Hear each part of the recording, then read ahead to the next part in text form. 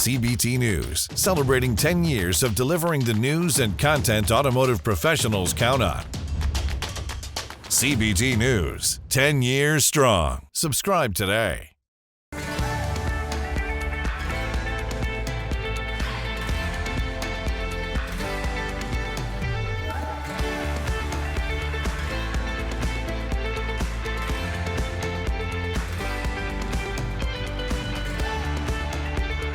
Welcome to CBT News with Bridget Fitzpatrick.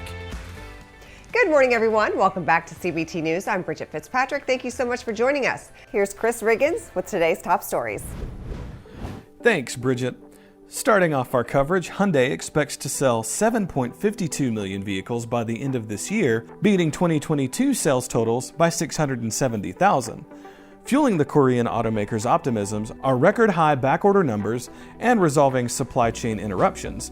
In its statement, the company explained how its business model would be more adept in 2023 at navigating market changes by optimizing production, logistics, and sales by region.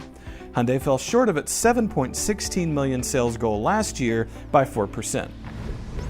According to data from the National Highway Traffic Safety Administration, Ford issued more recalls in the U.S. than any other automaker last year. The manufacturer sent out 65 notices, which affected roughly 8.6 million models throughout the country. In comparison, the second-place holder, Volkswagen, only recalled 1 million units in 2022. This is Ford's second year in a row as the nation's most recalled car brand after exposing millions of drivers to safety issues and malfunctions on the road. Up next, Tesla is facing a rocky start to 2023 after South Korea announced plans to fine the company $2 million for false advertising. The country's Fair Trade Commission reviewed claims the automaker had made relating to driving range estimates and concluded that the company had misled customers by failing to disclose the impact of cold weather on travel distance. Low temperatures have been shown to drastically reduce battery performance, a detail which the regulator noted Tesla has not warned drivers of since it launched in South Korea in 2017.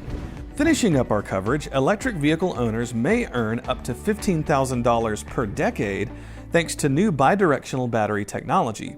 Vehicle-to-grid chargers allow cars to store and send electricity to the grid, turning them into a resource for the nation's energy infrastructure. Although the tech is new and won't be cost-efficient enough for residential use until advancements are made, charging tech developer Kadimo concluded that large fleets of electric vehicles are currently capable of generating a substantial return on revenue after testing the product in New York City. The organization also noted that vehicle-to-grid chargers could help cover maintenance costs for owners, which can reach up to $30,000 in an EV's lifetime. Don't go anywhere. Coming up next is AIADA President and CEO Cody Lusk. We'll be right back. Delivering the news dealers count on for 10 years. Subscribe today and join thousands of other automotive professionals. CBT News, 10 years strong. There's been a lot of news out of Washington, D.C. recently that will have huge impacts on the auto industry moving forward, including midterm elections, rail strikes, and the Inflation Reduction Act. Today on Inside Automotive, we take a deep dive into these issues with Cody Lusk, American International Automotive Dealers Association President and CEO, who discusses how the association plans to tackle these obstacles on behalf of auto dealers. Take a look. Are your members concerned about some headwinds that might be coming their way in the first part of 2023 with regard to interest rates and the economy and inflation and things like that? Some of these things seem to be under control. Gas prices obviously are coming down here in Georgia. We're proud to tell you that I passed the gas station today that was $2.79 a gallon. I know that's very low. A lot of people that are listening to that around the country are like, what? But we've enjoyed some low gas prices. But nevertheless, gas prices are coming down around the country.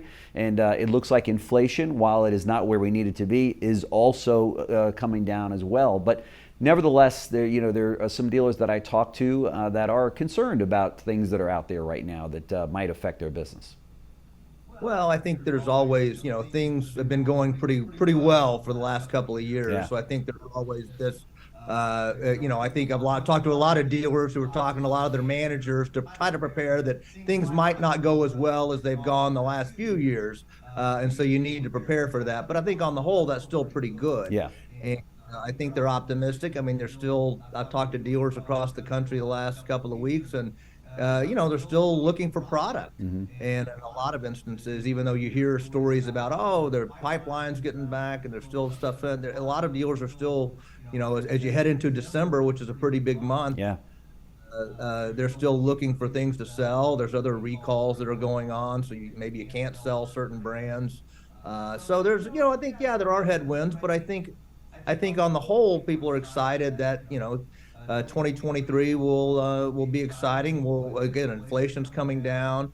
I was with a group of association leaders last week and heard from a great economist talking about that. Really, she said a recession is everywhere you hear and see, but it's not in the data.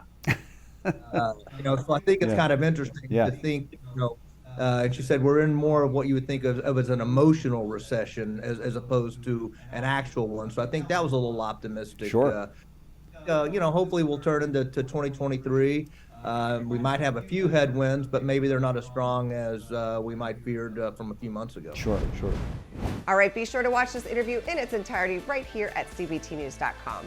That wraps up our show for today, but we invite you to join us back here again tomorrow morning for all the latest news and trends impacting the retail automotive industry. And be sure to follow us on TikTok, LinkedIn, Facebook, and Twitter. I'm Bridget Fitzpatrick. Thanks for watching, and have a great day. CBT News, your #1 resource for auto industry news and content.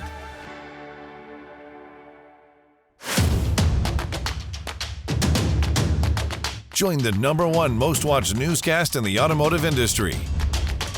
CBT News, 10 years strong. Subscribe today.